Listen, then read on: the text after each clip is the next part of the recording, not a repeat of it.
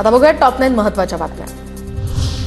नागपूर हिंसाचारातील आरोपी फहीम खानच्या नातेवाईकांची दुकानं सील तर पोलिसांच्या कारवाईला फहीम खानच्या नातेवाईकांचं नागपूर खंडपीठात आव्हान।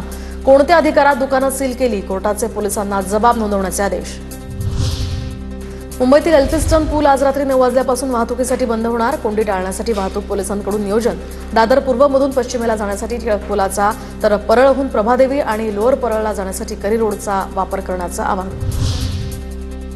नवी मुंबई आंतरराष्ट्रीय विमानतळाच्या बहुपर्यायी मार्गांसाठी आता मुख्यमंत्री फडणवीस आग्रही। रस्ते, मेट्रो, जलवाहतुकीनं विमानतळ जोडण्याच्या सिडकोला सूचना।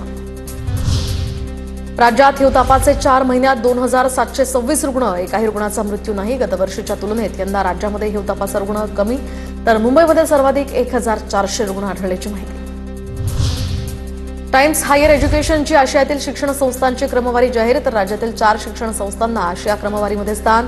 Institute of chemical technology, symbiosis, आंतरराष्ट्रीय विद्यापीठ, पुणे विद्यापीठ, आयसर पुणे या संस्थांचा यामध्ये समावेश। तुरीची हमीभावानं खरेदी करण्याचं केंद्र सरकारचं उद्दिष्ट फसलं तर 13.22 लाख टन तूर खरेदीचं उद्दिष्ट मात्र खरेदी 3.92 लाख टनच तर केंद्राच्या तूर खरेदीकडे शेतकऱ्यांची पाठ। खासगी बालवाड्यांना आता नोंदणी बंधनकारक, शालेय शिक्षण विभागाचा आदेश। 7 दिवसांची मुदत तर राष्ट्रीय शिक्षण धोरण 2020 नुसार ही नोंदणी करावी लागणार। गृहनिर्माण संस्थांच्या नियमांसंदर्भात अधिसूचना प्रसिद्ध। राज्यातील सहकारी संस्था अधिनियमातील गृहनिर्माण संस्थांच्या कायद्यांमध्ये 6 वर्षांनी बदल। प्रारूप नियमांवर आता हरकती आणि सूचनांसाठी 1 महिन्याचा कालावधी।